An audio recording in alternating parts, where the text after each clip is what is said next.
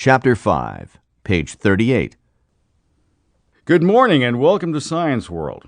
Our first story today takes us into the water, actually, to the bottom of the ocean in some cases. Tanya Ruiz has an interesting story about oceans and medical research.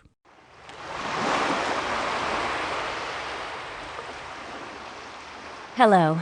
So many of us love the ocean. We love going to the beach and enjoying the sun, sand, and water. But how often do you stop and think about how important oceans are?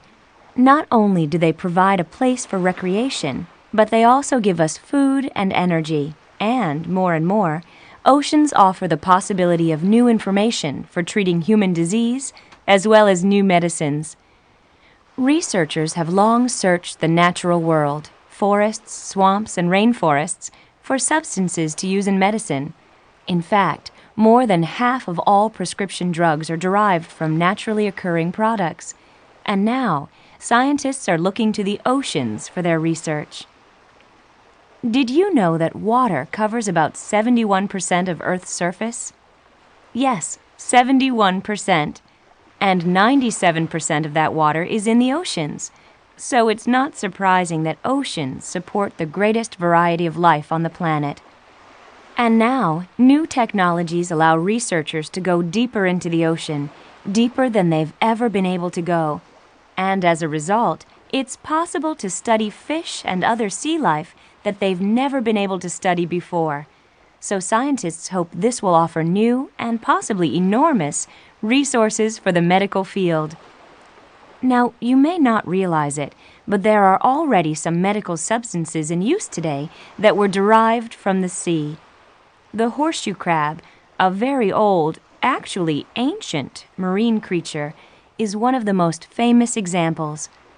In the 1950s, scientists discovered that the blood of the horseshoe crab could protect it from bacteria, and they realized that this could be helpful in medical procedures for humans. As a result, it's now commonly used in hospitals to test for contamination that would be harmful to humans. Current research focuses on a wide range of ocean life, from fish to coral to whales to mud on the bottom of the ocean. One example is the skatefish. The skatefish has unique eyes and can see in total darkness. Researchers are studying how the eyes of this fish work, with the hope of learning more about eye disease in humans, which often leads to blindness. Another fish that scientists want to learn about is the toadfish. The toadfish is a very unattractive fish, but it interests scientists because it can swim incredibly fast, about 40 times faster than a world-class human sprinter. Researchers are studying the anatomy of the fish in the hopes of being able to use what they learn to help with, among other things, heart disease in humans. It makes sense that muscles that can work as fast as a toadfish's might give researchers clues about how to help human muscles that are failing from disease. There's also a snail that scientists believe will offer a new painkiller. And then there's coral. There are substances from coral that researchers hope might offer a way to combat cancer. And finally, a possible innovation in washing clothes.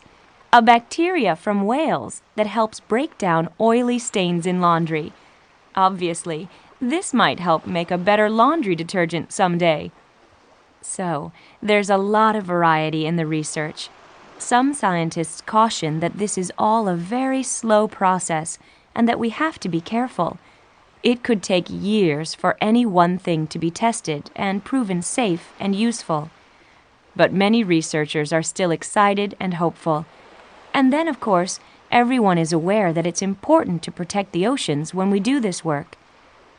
But this gives us all a little more to think about next time we're lying on a beach in the sun. This is Tanya Ruiz for Science World.